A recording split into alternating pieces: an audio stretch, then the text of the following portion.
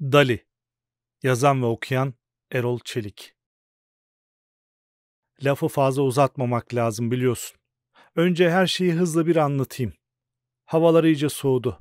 Kışlık yakacak odunumuz kalmadı.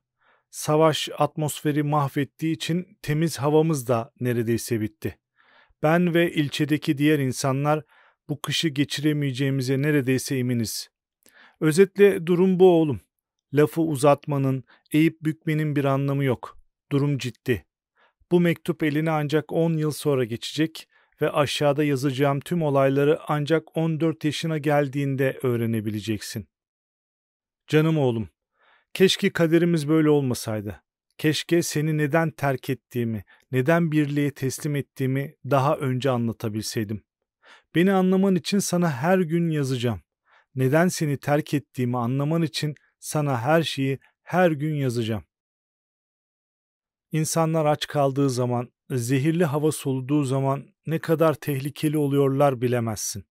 Seni bundan korumam gerekiyor. Seni ellerin boğazında yerde çırpınarak can verirken görmemek için teslim oluyorum. Açlıktan sefil evimizin bir köşesinde kuruyup ölmemen için terk ediyorum. Bir gün beni anlaman için, bir gün beni affetmen için her gün sana yazacağım. 10 yıl sonra bu mektupları okuduğun zaman belki beni affedersin ümidiyle mücadeleye devam edeceğim. Oğlum, böylesi hiç olmadı. Hiçbir tarih, hiçbir hayal gücü bunu öngörmedi. Hiçbir ölümlü beyin böyle olmasını beklemiyordu. Ama oldu. İnsanlık sadece ve sadece gerçeklerin şaşırtıcı olduğunu öğrendi. Meleğim, umarım bu mektubu okuduğun zaman her şey düzelmiş olur. Baban savaşa gitti ve ben koca paslı şehirde karnımdaki seninle birlikte yalnız kaldım. Baban iyi bir adam. Sana bunu açık yüreklilikle söyleyebilirim. Sana bu mektubu verdikleri zaman kocaman adam olmuş olacaksın. Şimdiden söyleyeyim. Baban hakkında ne söylerlerse söylesinler, o iyi bir adam ve bizim hayatta kalmamız için savaşa gitti. Bunu bilmen yeterli. Kim ne söylerse söylesin. Tüm şehir harabeye döndü. Koca binalar yıkıldı. Sokaklar toz ve kan içinde kaldı. Umarım senin yaşadığın zaman ve yaşadığın dünya böyle olmayacak. Umarım bizim yaptığımız hataları siz yapmayacaksınız. Hiçbir sistem, hiçbir yönetim, hiçbir yasa bunu öngöremedi. Gerçeklerden haber almak için bu yolu uygulamadı. Uygulasalardı, belki bu yolu düşünselerdi, hayat 1.000.000. kez yok olmazdı. Bak oğlum, senin yaşadığın zamanda hayat nasıl olacak bilmem. Ama sana bir baba tavsiyesi. Kulaklarını aç ve beni çok iyi dinle. Keşke herkes babasını, atasını dinleseydi. Söylenenleri saçma bulup umursamazlık yapmasaydı.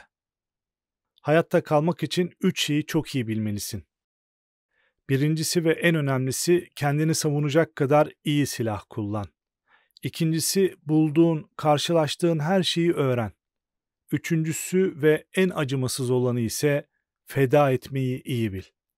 Bizim yaptığımız en büyük hata cahil kalmaktı ve daha büyük olan hata ise hemen yanı başımızdakini cahillikle suçlamaktı.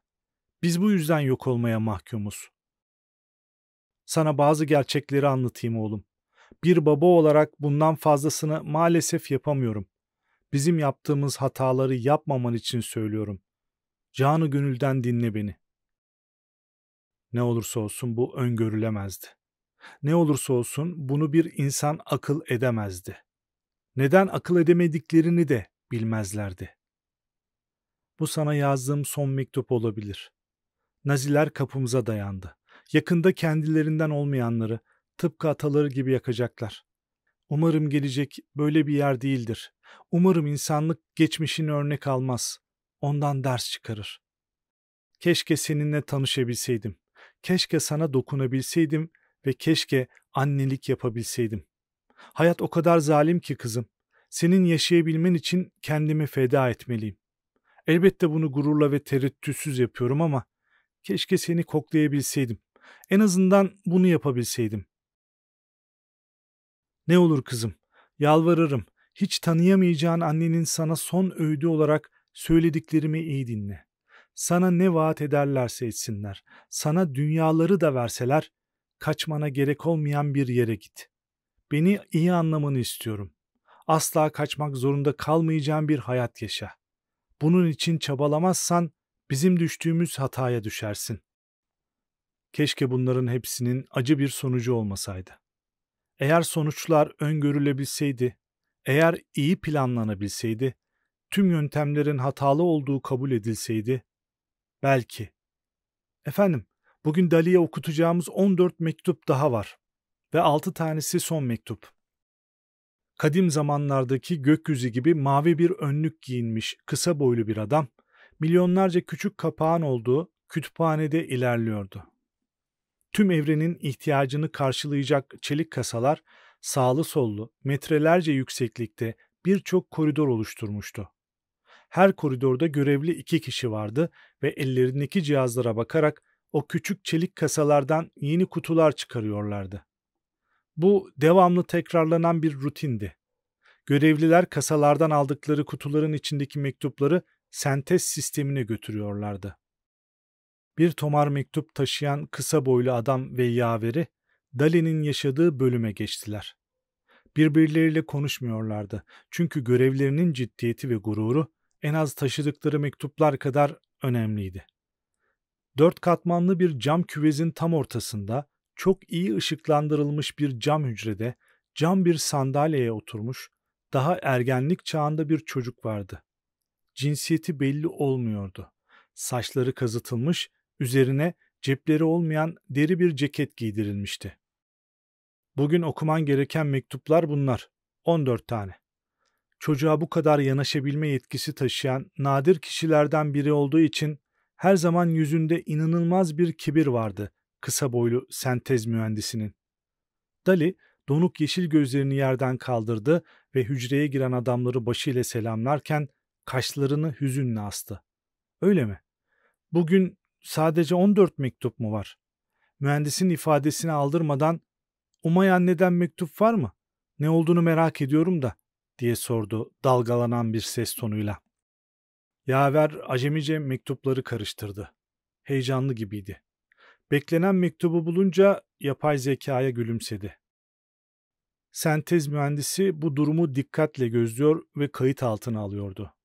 Her şey ve hiçbir şey istatistiksel olarak önemliydi. Mektupları okuman için sana 14 dakika vereceğim. Gözlerini mektuplardan çekmeyen çocuğa baktı. Ona karşı inanılması güç bir hayranlık duyuyordu. Bir insanın, kanlı canlı, duyguları olan, bir ruhu olan insanın yapay zekalı bir çocuğa hayran olması doğal mıydı? 14 dakika sonra seninle biraz sohbet edelim, olur mu? Anladım, dedi çocuk mektuplara uzanırken. Alacağı cevabı bildiği halde yine de bir insan gibi merak ediyordu. Neden her seferinde aynı soruları soruyorsunuz? Ne kadar mantıksız. Söylediklerin kayıt altına geçsin istiyoruz. Ne çok zaman kaybı. Siz insanların en büyük hatası bu zaten, dedi Dali. Kısa boylu adam canı sıkılarak not aldı. Zaten her şey ve hiçbir şey kayıt altındaydı ama kendisinin aldığı notlar kendi sentezi için yorumlanabilir notlardı. Dali mektupları hızla okumaya başladı. Her satırı okurken cinsiyetsiz yüzünde farklı bir ifade beliriyor, gözlerinde değişik duygular titriyordu. Her okuduğu kelimeyi anlıyor ve onu geliştirilebilir sistemine yazıyordu. Çocuk en çok okumak istediği mektubu sona bırakmıştı. Üzerinde "Umay anne" yazan zarfı açtı ve yüzünde oluşan hüzünlü gülümsemeyle okumaya başladı. Böylesi hiçbir zaman öngörülemedi. "Ay oğlum, bu sana son mektubum. Çünkü sana öğretecek bir şeyim kalmadı. Tek bir öğüdüm var son nefesimde. Eğer hayatta kalmak istiyorsan, eğer mahkum olduğunu düşünüyorsan savaşmalısın. Acımamalı ve buna yol açanları, seni mahkum etme küstahlığını gösterenleri kılıçtan geçirmelisin. Unutma, sen bir savaşçı oğlusun. Sakın kimsenin seni boyunduruk altına almasına izin verme." Dali başını kaldırdı ve karşısındaki 2 insana baktı. Son. Dali. Yazan ve okuyan Erol Çelik.